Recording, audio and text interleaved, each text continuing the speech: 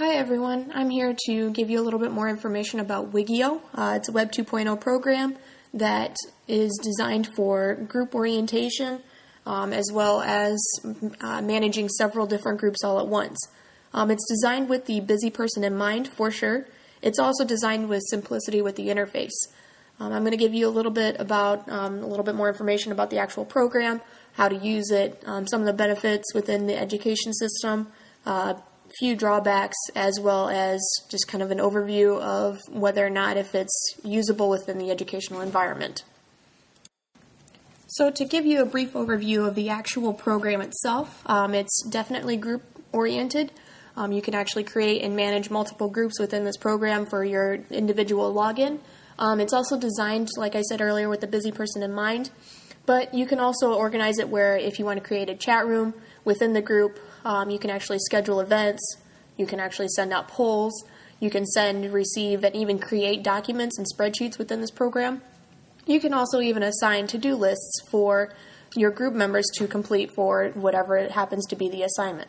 You can also send out invites for online-orientated meetings, virtual meetings, conference calls, even for in-person meetings. You can also send calendar invites. You can also send text messages reminding about these. You can also send out mass emails, voice notes, or even video notes, depending on what you're needing it for. So basically, long story short, it's got a lot of great information and a great organization, so that way, and as they claim for some of their reviews by other programs, that it's very user-friendly and that it's even designed so a fourth grader can even use it.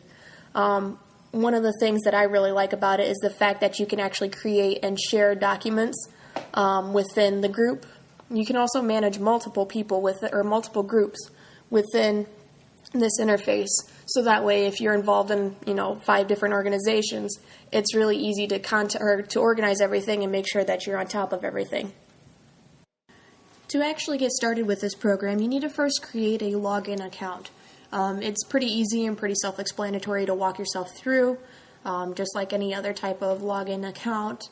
So basically, once you get your account set up, you'll actually have the option to create groups. For example, I've included one that I did my Block 1 digital design art class, and so whenever I went through and created it, you can actually set it up to add in contacts, depending on if it's your students or if it's something related to whatever it happens to be, like sports or clubs, anything like that you manage. Once you actually have everything all set up and all of your students or whoever happens to be groups of your members are all logged in and actually have accounts of their own, you can actually, the sky's the limit with what you can do with this. You can set up new Word documents so that way they can, write their own papers. Or if you're an elementary teacher, you can have them, sign permission forms for their parents. You could even do something with asking about field trip options. You can even think about what you want to do specifically for the actual program. Here's what the spreadsheet looks like within the program. As you can see, it's very similar to how Google has their setup, or even a basic watered-down version of what Excel looks like. Or here's an example of whenever you would decide to possibly leave a voice note or even a video recording for your students if you happen to be a teacher. Let's say, for example, if there was a sub and you needed to leave a nice little video, what best way to leave sub notes for the actual class than actually recording a video of yourself giving the lesson of the day. That's just a few different types of the basic functions of this program.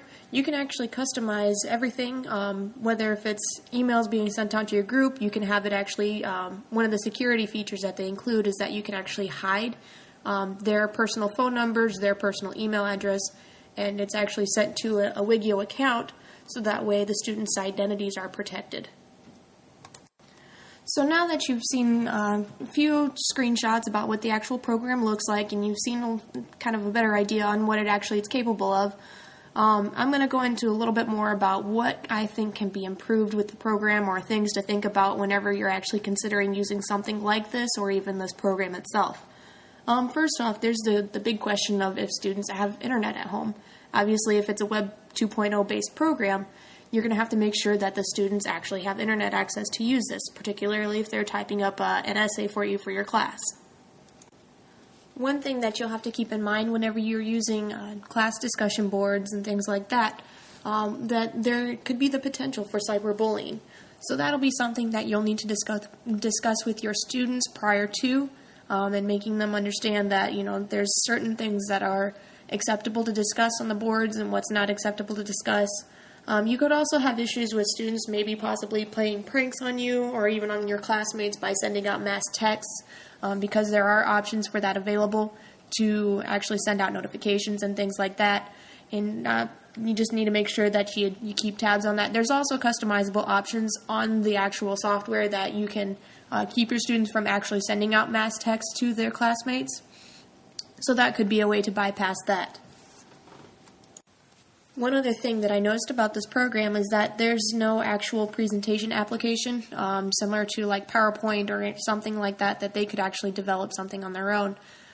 Especially if you're trying to do a final presentation or a portfolio or something to that direction, or even just like a history presentation, it'd be very difficult for them to do that with this program.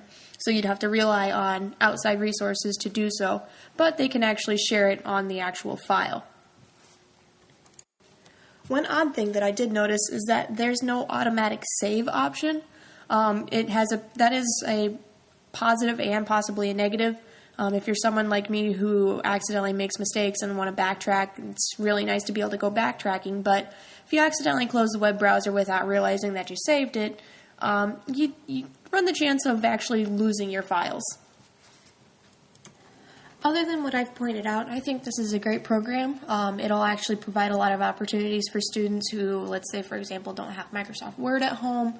It'll also give them a chance to be able to communicate with their friends and their classmates on a professional level, something similar to what you would see in a work environment, and getting them to understand some more of the rules and expectations of what's socially acceptable for an environment such as this. I think that it's going to be very beneficial, and there's a lot of possibilities, as I said earlier. It's a great thing, and I think that there's a lot of opportunities for you guys.